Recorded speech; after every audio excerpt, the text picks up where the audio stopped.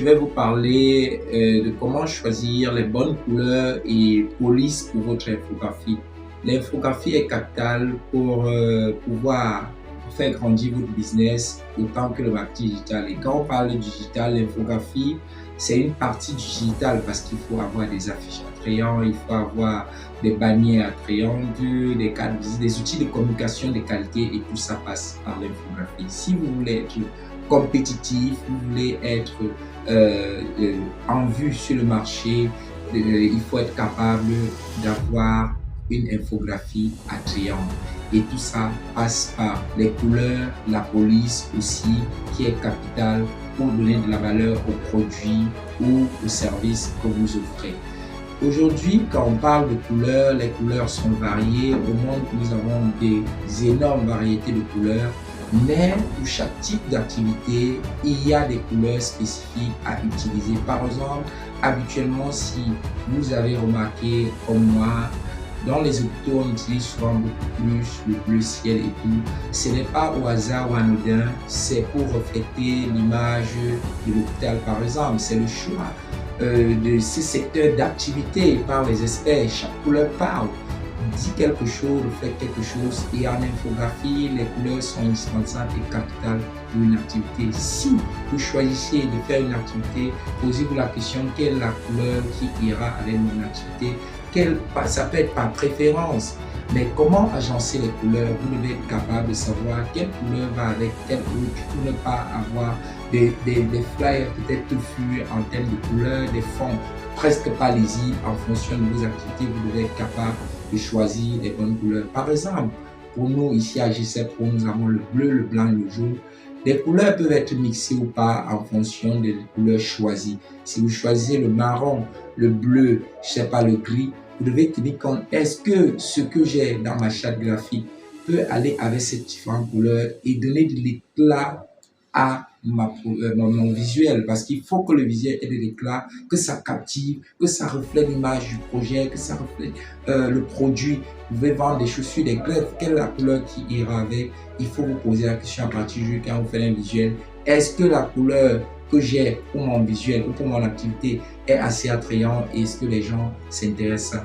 Maintenant, à côté de cela, il y a la police. La police est capitale parce qu'il y a plusieurs variétés de police, des milliers de variétés de police. Mais quand vous faites votre activité, il faut tenir compte de la police qui est assez attirante. Quand quelqu'un regarde, il a le goût de la lecture, de lire votre flyer, de lire votre visuel et de comprendre facilement le produit. Et le produit, quand on parle de la police, par exemple, autant pour moi, quand on parle de police, on parle du caractère. Il faut que ce soit assez clair, visible, que ce soit assez beau pour attirer l'attention d'un éventuel prospect qui viendra vers vous et dit waouh, j'ai vu l'affiche, c'est intéressant, j'ai vu ci et j'ai vu cela. Uniquement pour ces deux aspects, j'espère que vous comprendrez pour vos prochains visuels que l'aspect couleur est aussi indispensable, l'aspect police aussi, parce que dans les couleurs, si on entre en profondeur dans la technique RVB, tout ça, hexadécimal et tout, ce sont des couleurs qu'on utilise en infographie pour l'agencement et pour sortir des visuels qui sont souvent très jolis. Par exemple, à l'instant, ce que j'arrête là dans cette vidéo, vous verrez bien comment le mixage a été fait. Il y a une sorte de fond bleu, vous voyez en haut. Ici, on casse avec le blanc. On essaie de créer de la police. Vous voyez bonus, c'est une police.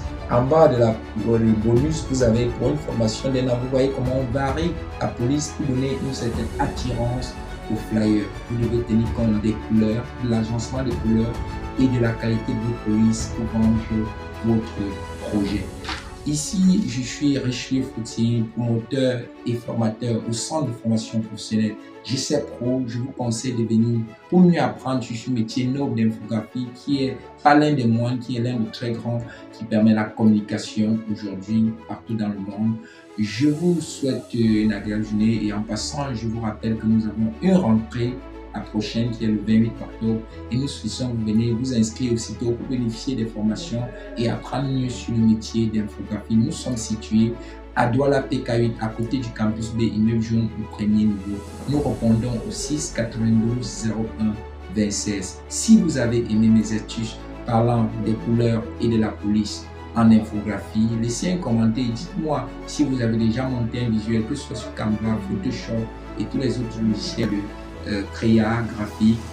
Et en ce moment-là, je vous donnerai encore plus d'astuces si vous en avez besoin pour améliorer vos créations. Dites en commentaire en quoi mes astuces vous ont aidé. Et si vous aimez bien, laissez un pouce bleu pour ne pas manquer les prochaines vidéos. J'étais fier de vous donner ces astuces et la prochaine vidéo, c'est d'ici peu. Portez-vous bien, à très bientôt. Ciao.